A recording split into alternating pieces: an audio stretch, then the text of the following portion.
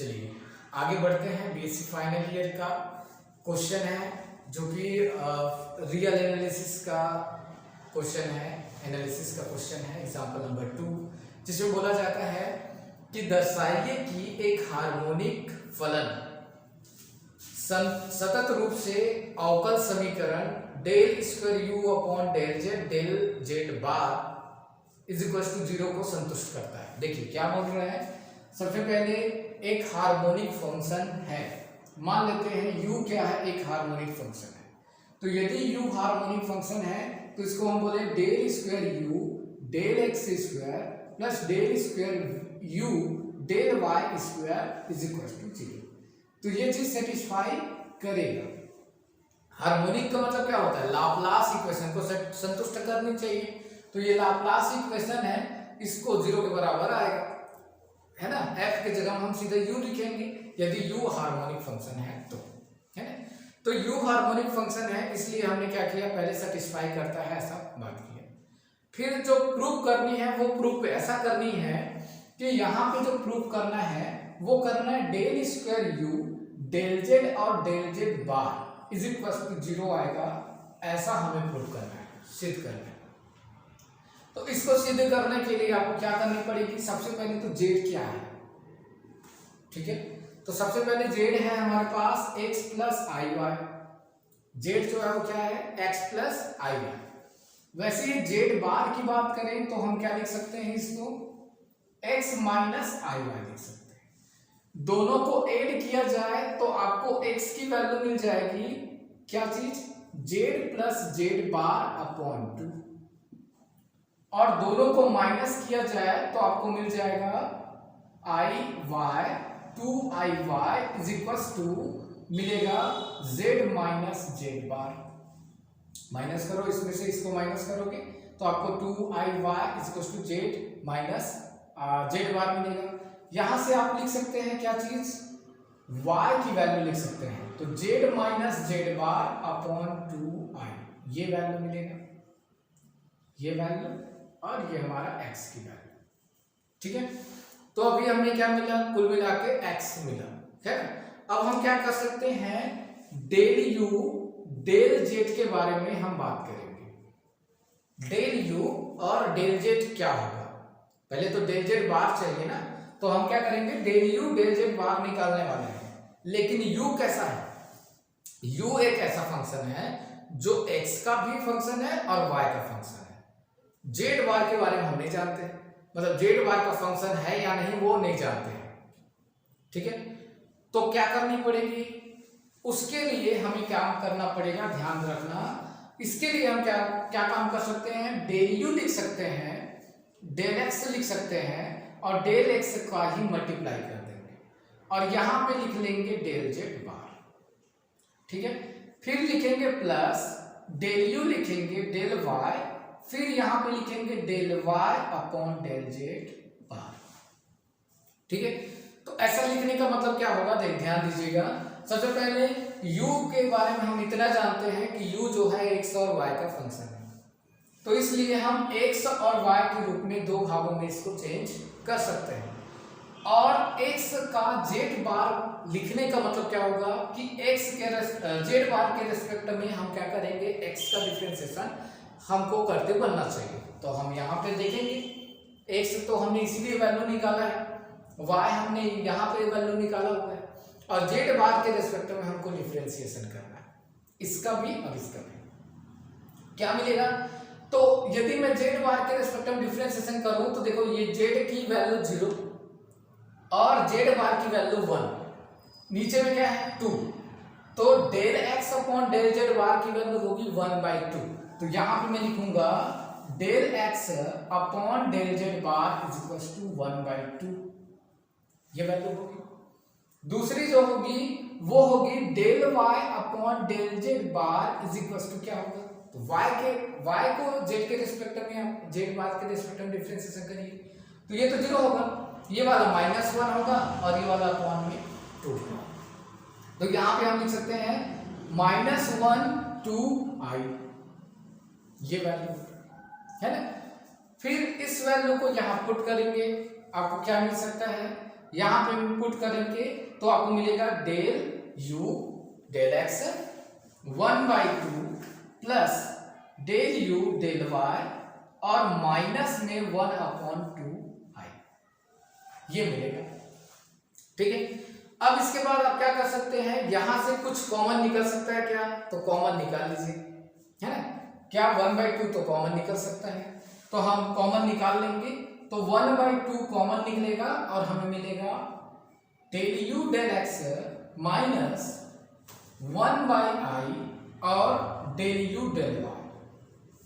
ऐसा हम रिप्रेजेंट कर सकते हैं किसका मान, डेल u डेल z बार का मान। ठीक है, तो ये चीज हमें मिल चुका है। इसके बाद बात करनी है, अगेन डिफरेंशिएशन करना है, लेकिन यहाँ पे किसके रेस्पेक्ट में, जेड के रेस्पेक्ट में। आपको जो प्रूव करनी है उसके हिसाब से काम करना है ना। आपको प्रूव करनी है del square you upon del Z bar. तो जेड बार के रेस्पेक्ट में तो हो चुका है, हम डेल जेड मतलब जेड के रेस्पेक्ट में और डिफरेंशिएशन करेंगे। किसका करना है, इसका। ठीक है, तो इसकी वैल्यू है कौन, ये। यहाँ पे पहले मैं लिखूंगा 1/2 तो बाहर लिखना है, डेल अपॉन डेल जेड लिखूंगा और इसकी वैल्यू लिखूंगा किसका, इसका, है ना, इस चीज को। तो del u del x minus 1/i, यहां लिखूंगा डेल यू डेल वाई। ठीक है, अब ये जेड है, इसको दो भागों में कन्वर्ट करनी है। सबसे पहले दो भागों में हमें क्या करनी है, चेंज करनी है। अब दो भाग में कैसे चेंज होगा, यहां तो जेड है, हमें तो चाहिए x, एक से एक बार चाहिए, एक बार y चाहिए, क्योंकि u जो है x और y का ही फंक्शन है।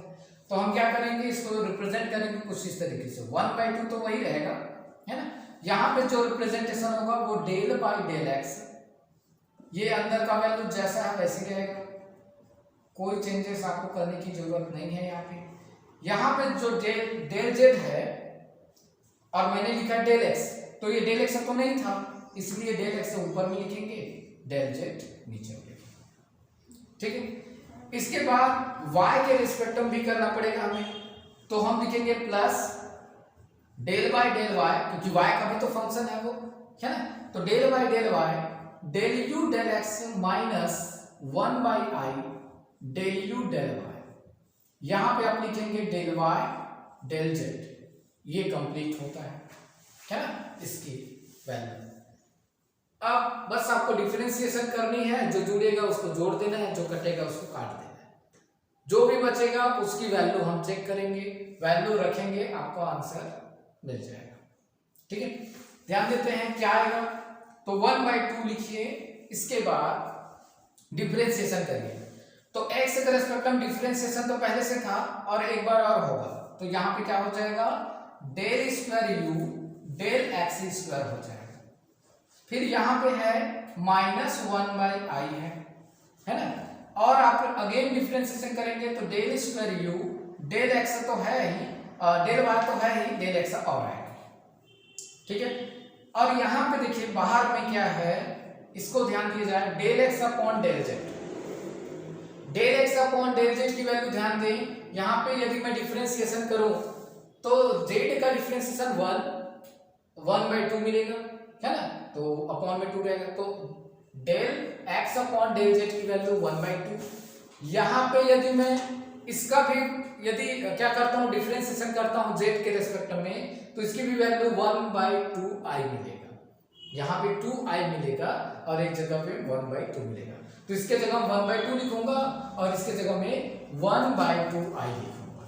ठीक है, वैल्यू पुट करिए, तो यहाँ पे मैं लिखूंगा 1/2, है ना, इसकी जो वैल्यू है, और यहाँ पे हम लिख सकते हैं plus del square u del y और डेल x लिखेंगे, है ना। फिर आप अंदर मल्टीप्लाई करते हैं तो 1/i लिखोगे, फिर del square u del y square लिखेंगे, इसकी वैल्यू आप लिखेंगे तो 1/2i लिखोगे, आप 1/2i लिखोगे, इसकी वैल्यू यहाँ पे डिफरेंशिएशन करेंगे, आपको आंसर मिलेगा। क्या, ठीक है, आगे बढ़ते हैं।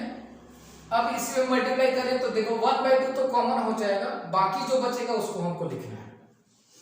ठीक है, तो क्या बचता है उस पर ध्यान देते हैं। ठीक,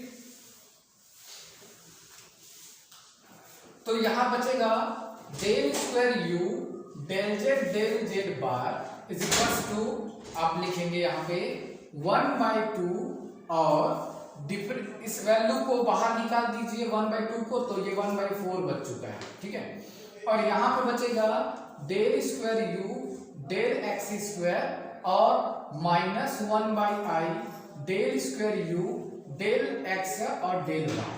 ठीक है, यहाँ पे हम 1/i का मल्टीप्लाई यहाँ पे कर सकते हैं, तो यहाँ प्लस में होगा 1/i del square you del y और डेल एक्स, फिर minus 1/2i square del square you del Y square.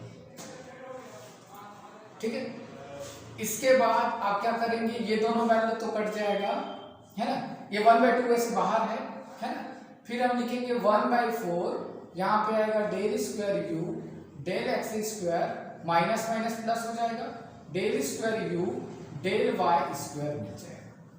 ठीक है, इसकी -1 वैल्यू आएगी, वो प्लस बन जाएगा। अब देखिए आपने बोला है यहाँ पे ये हार्मोनिक फंक्शन है ना, और हार्मोनिक फंक्शन की जो वैल्यू है उसको मैं यहाँ पे रख सकता हूँ, ये वैल्यू बन जाएगा 1/4 इंटू 0। तो आपका आंसर क्या बनेगा, है ना, आपका आंसर हो जाएगा क्या चीज, del square you del Z bar is equal to 0। तो ये आंसर क्या हो जाएगा, कंप्लीट। इस तरीके से आपको क्या करनी पड़ेगी, क्वेश्चन को सॉल्व करनी पड़ेगी, और जितने भी क्वेश्चन आपको मिलेंगे उसको आपको केयरफुली सॉल्व करना है, क्योंकि इसके जो क्वेश्चन हैं वो आपको क्या करना पड़ेगा, पूरे कॉन्सेप्ट के बेस पे आधारित है, मतलब बहुत सारे कॉन्सेप्ट को आपको पता होना चाहिए तभी ये बन पाता है। ठीक है, तो इस क्वेश्चन को अच्छे से बनाएंगे, फिर इसके बाद हम लोग नेक्स्ट क्वेश्चन जब देखेंगे उसमें हमारा थर्ड एग्जाम्पल रहेगा, और उस थर्ड एग्जाम्पल में हम लोग पढ़ेंगे कि जो नॉर्मल ऑर्थोगोनल फैमिली होती है ना, या लाम्बिक परिवार जो होगा उससे रिलेटेड एक क्वेश्चन होगा, उसे हम लोग ट्राई करेंगे। साथ ही नेक्स्ट आने वाले वीडियो में मैं आपको बताऊंगा मिलन थॉम्सन विधि क्या होता है, उसके बाद आप पढ़ेंगे जो भी हमारा एनालिटिक फंक्शन होता है, उस एनालिटिक फंक्शन को हम जनरेट कैसे कर पाएंगे, उसकी बहुत सारी विधियां हैं, उन सभी को हम लोग पढ़ने वाले हैं। ठीक है।